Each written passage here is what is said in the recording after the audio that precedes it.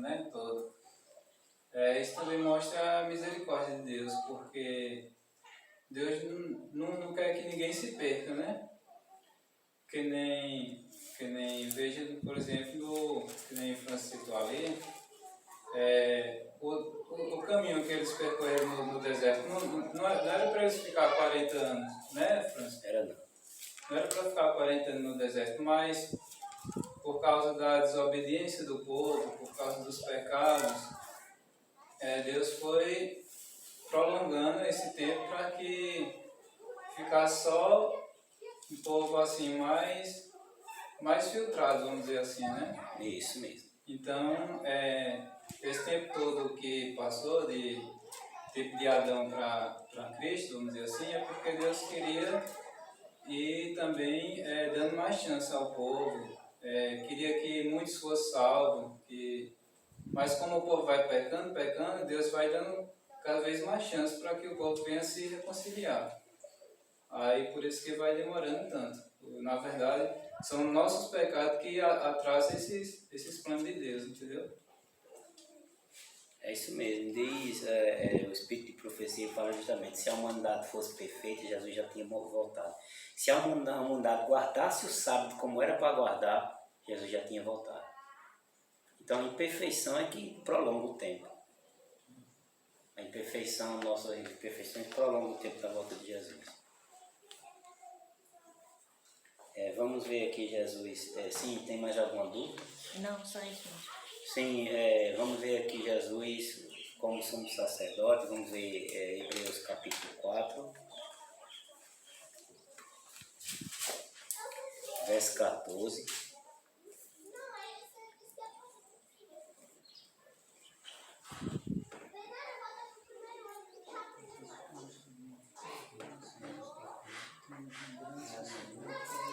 Hebreus 4, 14 diz assim,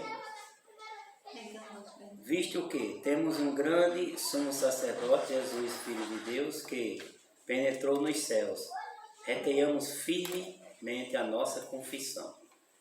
Então aqui, o escritor aos Hebreus, ele afirma aqui que Jesus é o quê? O sumo sacerdote, né? Visto que temos um grande sumo sacerdote, Jesus Cristo, Filho de Deus, e ele destaca aqui quem é o sumo sacerdote. Jesus, Filho de Deus, que penetrou nos céus, tenhamos firmemente a nossa confissão. Nós podemos agora continuar no livro de Hebreus, capítulo 6, versículo 20.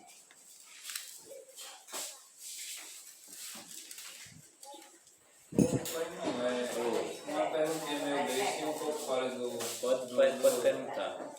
Um pouco fora do assunto. Que a gente estava comentando sábado passado que nenhum foi capaz de ver a face de Deus, né? Sim. Mas o Jesus, ele consegue ver a face do Pai? Sim, porque Jesus ele falou assim, irmão, nem um homem viu a Deus, né? O próprio Jesus fala, a não ser o Filho do Homem que está no seio do Pai. Então ele prova e fala que viu a face de Deus, Jesus. Mas quando fala lá que ninguém viu a Deus, aí hoje de manhã nós vimos um versículo que nós podemos voltar lá, antes da gente vir aqui. Vamos lá em Filipenses, né? Volta aí em Filipenses.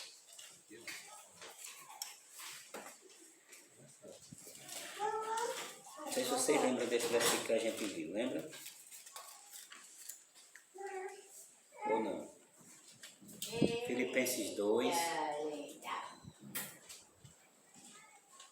Foi o que Jesus veio mostrar a face do Pai, né?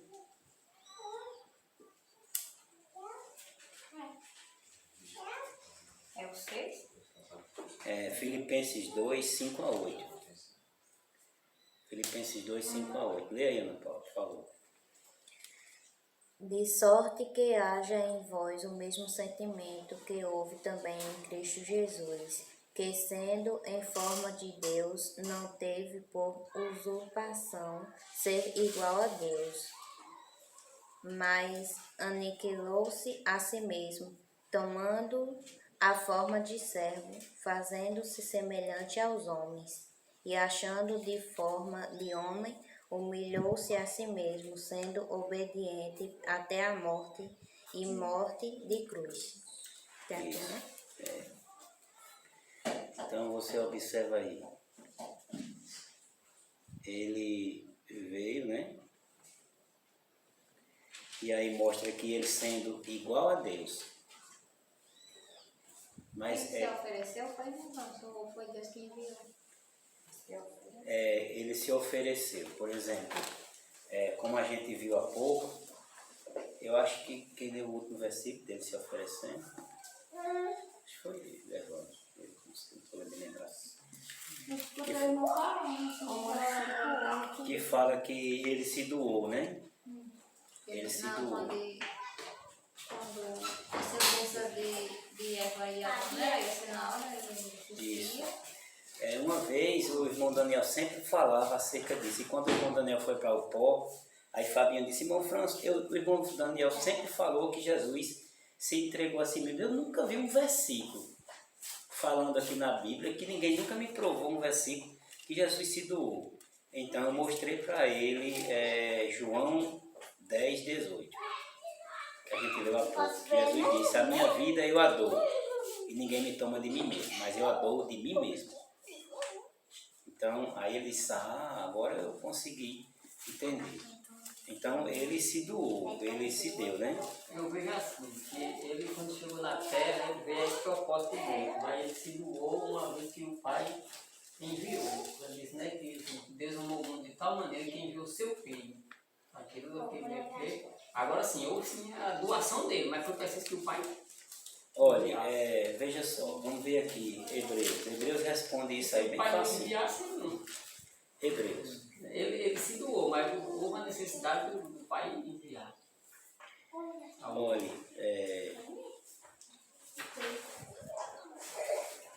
Hebreus responde isso aí.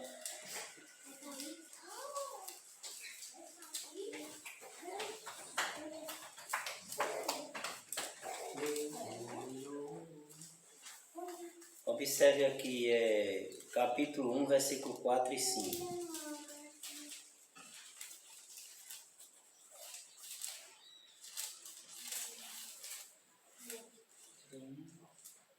Capítulo 1 de Hebreus, versículo 4 e 5.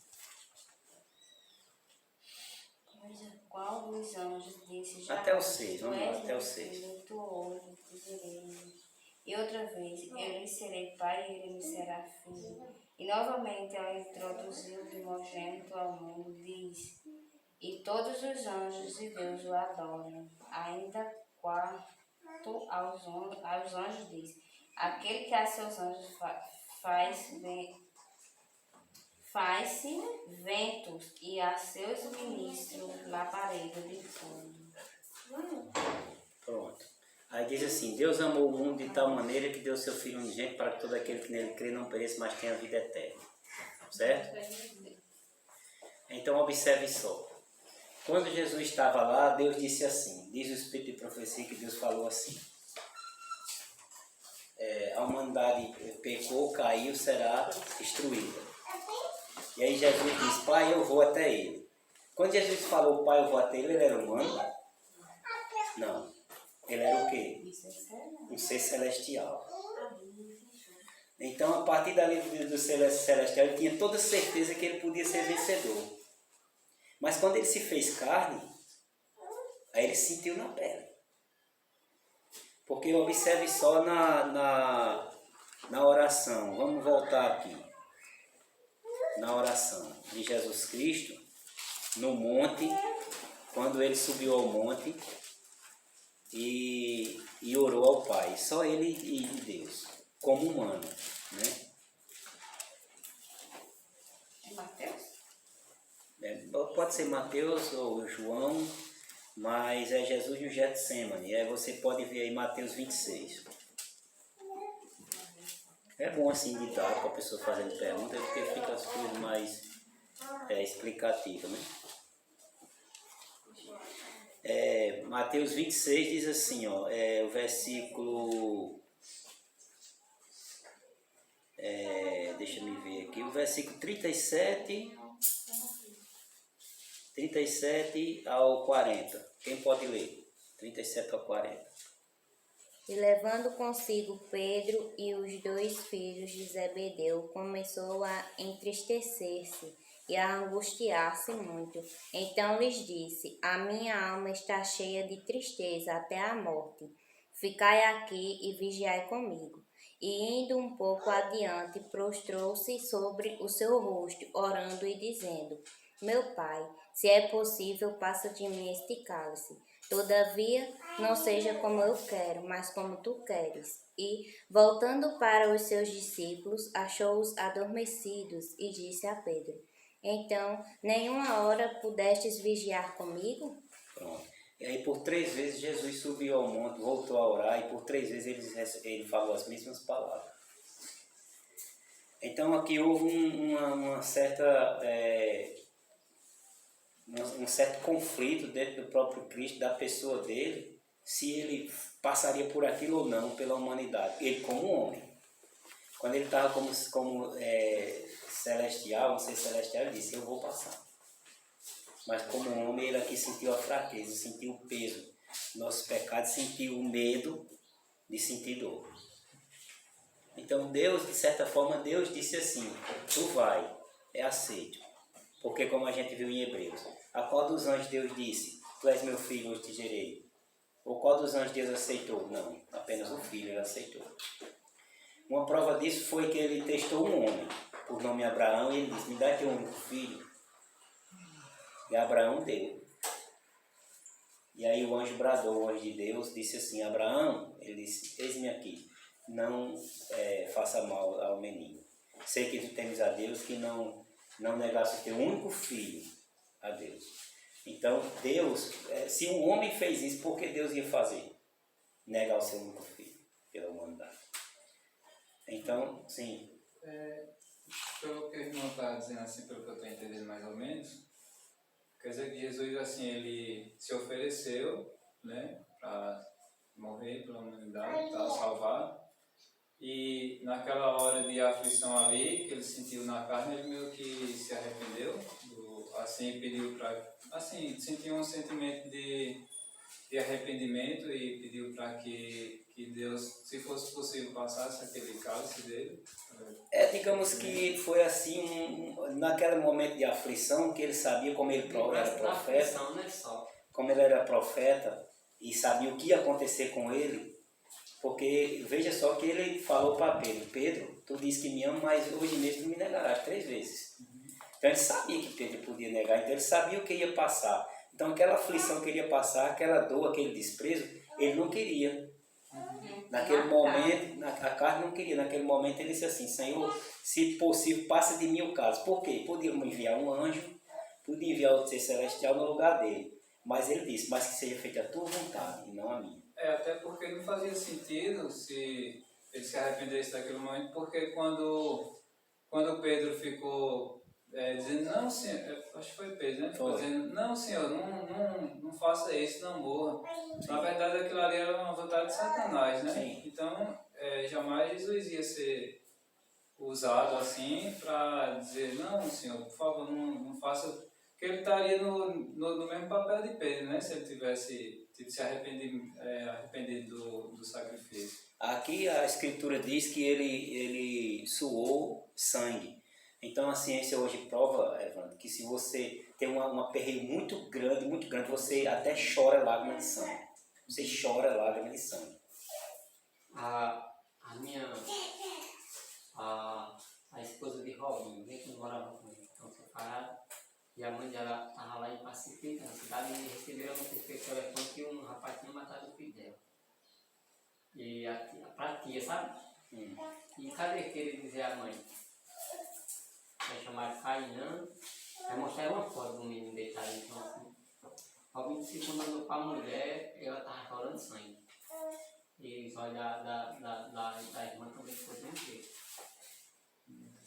Quando você passa por uma agonia muito grande, uma aflição muito grande, você tanto soa sangue como chora. Isso já foi comprovado. Foi o que aconteceu com Jesus aqui. Tivesse um derrame, né? É como se fosse o seu coração, as emoções mexem tanto com suas entranhas que você começa a expelir o sangue. De tanta agonia que você tem. Então foi o que Jesus passou, nesse momento aqui, no Getsemane. Mas ele disse, seja feita a tua vontade e não a minha. Mas ele sentiu medo de enfrentar aquilo Como ali, humano, né? como humano. Aí por isso que Paulo disse, ele se entregou a si mesmo. Porque aqui ele poderia desistir. Eu não quero passar por isso, Pai, como você falou. Mas ele disse, Pai, se possível, passa de mim o cálice, ou envia outro, me poupa. Foi a palavra que Jesus usou aqui. Mas aí ele disse, mas seja feita a tua vontade, não a minha. Então, sim. O bom é que nesse mesmo momento que ele viu na carne esse sofrimento e passou por essa angústia, Deus enviou o anjo para o confortar, e daí ele recobrou as forças de celeste novamente. Esse anjo que veio até ele nesse momento, Deus mandou esse anjo, ele rasgou os céus e chegou até onde Jesus estava. E diz a senhora White que aquele anjo olhou para Jesus, confortou ele, encorajou ele a ir em frente com a sua missão e mostrou a ele justamente o futuro, como seria se ele conseguisse vencer. Então esse anjo aqui, ele confortou Jesus, ele recobrou forças e ali continuou a sua missão. A resposta de Deus veio através do anjo e disse, eu quero que você faça, seja feita a minha vontade, não a sua. Na oração Jesus fez e o anjo veio e falou justamente, e mostrou a ele qual era a vontade do Pai. E ele se confortou.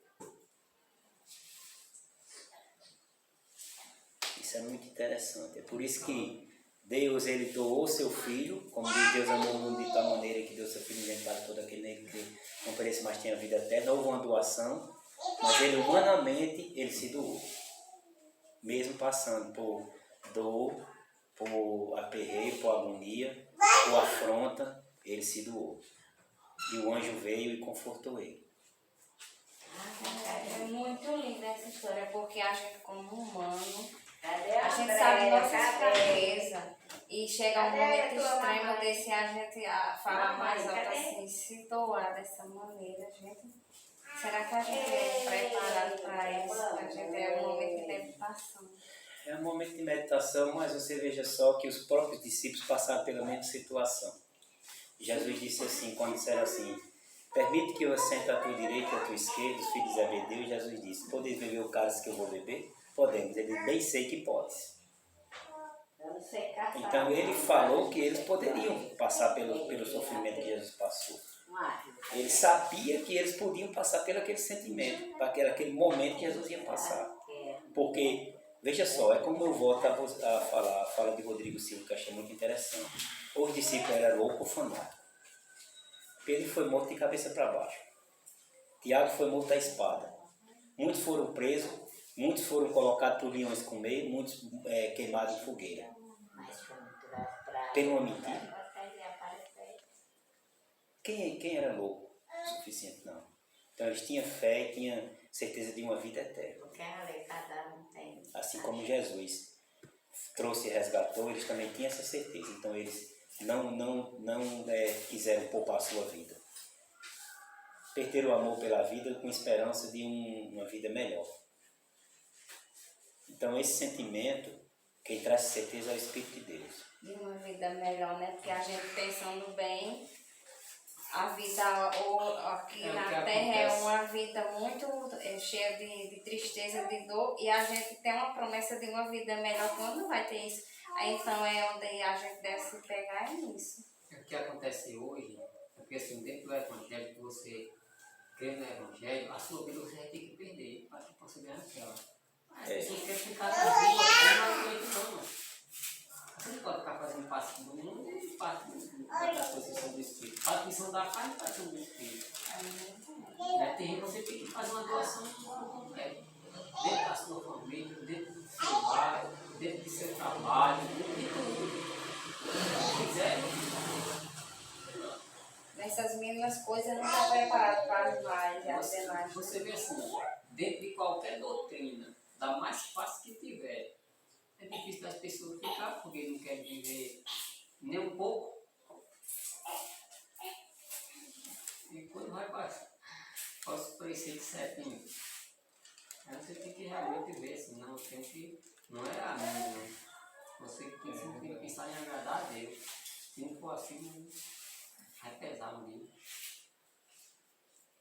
É isso mesmo. Você não quer Deixa eu me ver aqui se é Lucas 22 que fala acerca do anjo.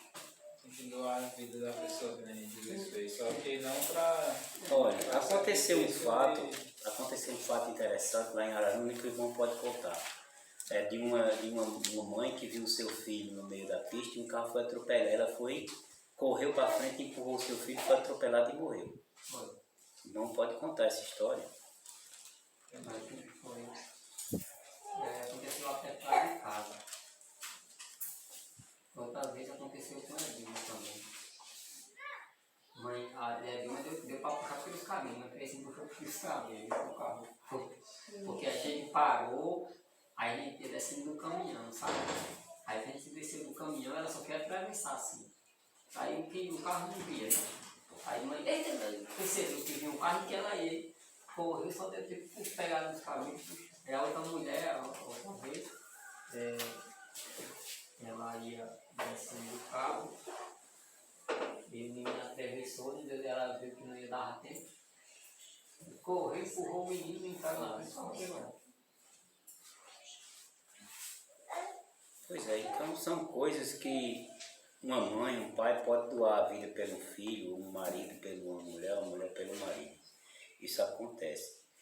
Que a própria Bíblia fala, alguém pode doar sua vida por alguém que ama, mas você andar a vida pelo aquele que lhe odeia, doar a vida pelo aquele que lhe odeia, é complicado, que foi o que Jesus fez. Jesus disse até assim, Pai, perdoa eles que eles não sabem o que dizem, nem o que fazem, e eles zombando deles ainda. O anjo que apareceu a Jesus no Getsêmenes é Lucas 22, versículo 43, Lucas 22, 43.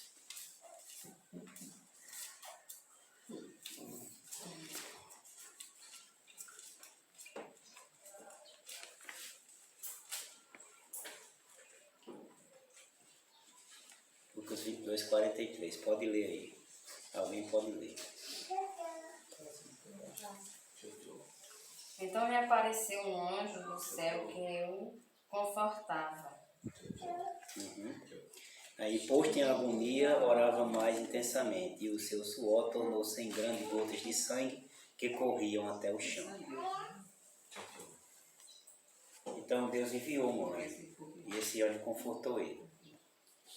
Observe só a agonia que Jesus passou, sim. Aqui nessa tradição fala assim, Jesus orava com mais força ainda. O seu suor era como gotas de sangue caindo no chão. Assim, não fala assim exatamente gotas, né? Fala como gotas de sangue. Essa aqui fala. Que corriam até o chão. Eu acredito que seja isso. Gotas de sangue que corriam até o chão, isso aqui esclarece. Então, mas como eu falei, e como o irmão ali comprovou, que a ciência prova, quando você está com intensa agonia, você sai sangue do seu corpo. Então, seria o mais apropriado. Então, vocês observaram aqui como foi aqui, como falou, Jesus se doou. Deus deu, Jesus disse, eu vou enviar meu filho, enviou. Como a gente viu em Hebreus, e colocou até assim, eu te gerei, né? E a qual dos anjos disse, eu jamais te gerei? Não disse, mas a ele gerou. Porém, quando ele estava em carne, Jesus, enquanto celestial, ele tinha certeza que podia passar por aqui, mas quando estava em carne, ele temeu. Na oração, nós vimos que ele disse, se possível, Senhor, afaste de mim esse caso, envia outro. Mas o anjo veio e disse, não, você vai continuar. E aí confortou Jesus. E ele recobrou forças e ali continuou. Muito bem. Entendido? Tem alguma pergunta, alguma dúvida aqui? Ou nós podemos prosseguir? Pronto, Hebreus, nós vamos falar agora sobre o sumo sacerdote. Como a gente viu Hebreus 4,14, nós vamos ver Hebreus 6,20.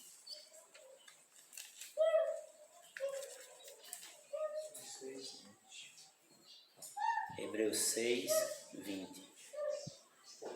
Jesus, como precursor, entrou por nós, tendo se tornado um sacerdote, para sempre segundo a ordem da Isso. Então Jesus, nosso precursor, entrou por nós feito sumo sacerdote, né, no céu, rasgou o véu ali e entrou como sumo sacerdote, segundo a ordem de Melquisedeque. Então Hebreus 8, 1 a 2. Ana Paula, pode ler. Ora, a suma do que temos dito é que temos um sumo sacerdote tal que está sentado nos céus à destra do trono da majestade, ministro do santuário e do verdadeiro tabernáculo, o qual o Senhor fundou e não o homem. Isso. Então Jesus, ele é ministro do verdadeiro tabernáculo, o qual Deus fundou e não o homem.